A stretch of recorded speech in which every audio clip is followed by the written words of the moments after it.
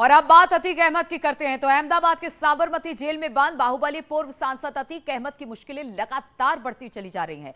अतीक अहमद के अपराध से अर्जित की गई अवैध संपत्तियों के खिलाफ पुलिस की कार्रवाई लगातार जारी है और इसी कड़ी में माफिया अतीक अहमद की 75 करोड़ की 3 अवैध संपत्तियों को गैंगस्टर एक्ट में कुर्क करने की तैयारी तेज हो गई है। डीएम ने तीनों अवैध संपत्तियों को गैंगस्टर एक्ट में कुर्क करने का आदेश जारी कर दिया है। पुलिस ने अतीक की पत्नी शाइस्ता के नाम कौशांबी जिले में 8 बीघा जमीन का पता लगाया है। इसके अलावा शाइस्ता के नाम पर हाईवे पर 50 बीघा जमीन भी मिली है। साथ ही रहीमाबाद में अतीक के नाम से 2.25 बीघा प्रॉपर्टी की जानकारी मिली है। प्रयागराज पुलिस को 6 दिसंबर तक तीनों संपत्तियों को कुर्क कर डीएम को कार्रवाई रिपोर्ट सौंपनी है।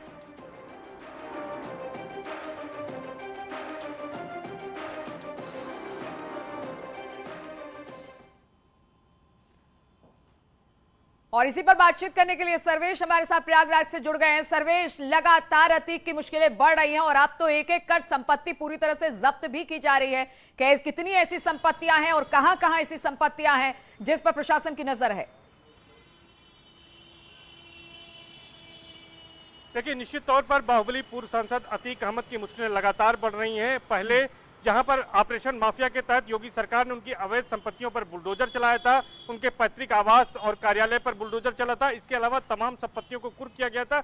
लेकिन एक बार योगी पार्ट 2 में फिर से बाहुबली अतीक अहमद के खिलाफ लगातार कार्रवाई का सिलसिला जारी है। अभी कुछ दिन पहले ही गैंगस्टर एक्ट के तहत धूमनगंज पूरा मुफ्ती थाने में करीब 24 करोड़ की संपत्तियों को कुर्क किया गया था और इसके बाद अब पूरा मुफ्ती और धूमनगंज थाना पुलिस ने 3 संपत्तियों का पता लगाया अतीक अहमद के, जिसमें से 2 अतीक अहमद की पत्नी शाइस्ता परवीन के नाम पर है और एक संपत्ति खुद अतीक अहमद के नाम पर है और इसकी अनुमानित कीमत लगभग 75 करोड़ रुपए आकी गई है। इस मामले में जिलाधिकारी की अनुमति मिल गई है और 6 सितंबर के पहले पुलिस को इस संपत्ति को कुर्क करके जिलाधिकारी को रिपोर्ट सौंपनी है। तो यह माना जा रहा है कि बाहुबली अतीक अहमद के खिलाफ लगातार कार्रवाई चल रही है और गैंगस्टर के तहत इन संपत्तियों को कुर्क करने की कार्रवाई की जा रही है और सरकार की ऐसी मंशा है कि जो भी अपराध से अर्जित माफियाओं के पास संपत्ति है उसको कुर्क करने की कार्रवाई की जाए। इसके साथ ही साथ जो अवैध रूप से संपत्तियां बनाई गई हैं या इंक्रोचमेंट किया गया सरकारी जमीनों पर, उस पर बुलडोजर चलाया जाए। तो उसी कड़ी में यह कार्रवाई लगातार बाहुबली अतीक अहमद के खिलाफ की जा रही है। मैं आपको बता दूं कि बाहुबली अतीक अहमद इन दिनों गुजरात के अहमदाबाद के साबरमती जेल में